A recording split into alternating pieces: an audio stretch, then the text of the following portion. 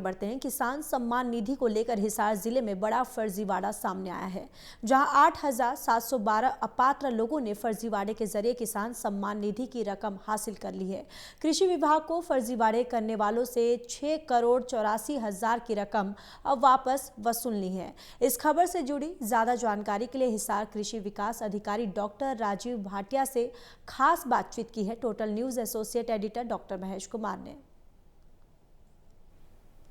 किसान सम्मान निधि को लेकर हिसार जिले में बड़ा फर्जीवाड़ा सामने आया है, जहां 8,712 ऐसे मामले सामने आए हैं जो कि फर्जीवाड़ा से किसान सम्मान निधि की रकम हासिल कर ली गई। और इस फर्जीवाड़े के खुलासे के बाद अब रिकवरी की कोशिशें कृषि विभाग की तरफ से शुरू कर दी गई हैं। हम इस वक्त मौजूद हैं हिसार में और हिसार के कृषि विकास अधिकारी डॉक्टर राजीव भाटिया इस वक्त हमारे साथ बने हुए हैं इसी मुद्दे पर बातचीत के लिए। सर, मुझे ये बताइए कि 8,712 ऐसे मामले सामने आ गए जहां पर फर्जीवाड़ा कर किसान सम्मान निधि की रकम हासिल कर ली गई। किस तरह का ये फर्जीवाड़ा है और किस तरीके से इस फर्जीवाड़े को अंजाम दिया गया?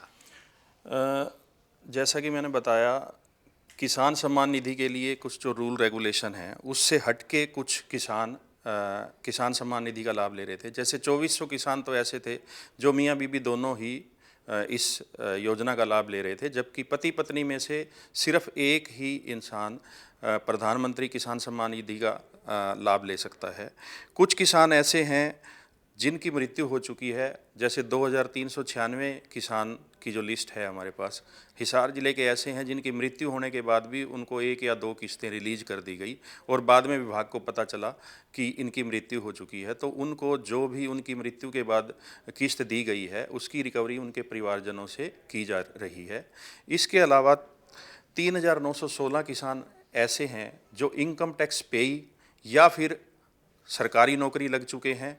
पहले वो प्रधानमंत्री किसान सम्मान निधि का लाभ ले रहे थे, लेकिन उसके बाद कभी उनकी सरकारी नौकरी लग गई, या इसके अलावा प्रोफेशनल डिग्री धारक भी इस योजना का लाभ नहीं ले सकता, जैसे कि चाहे वो सीए है, डॉक्टर है या वकालत कर रहा है।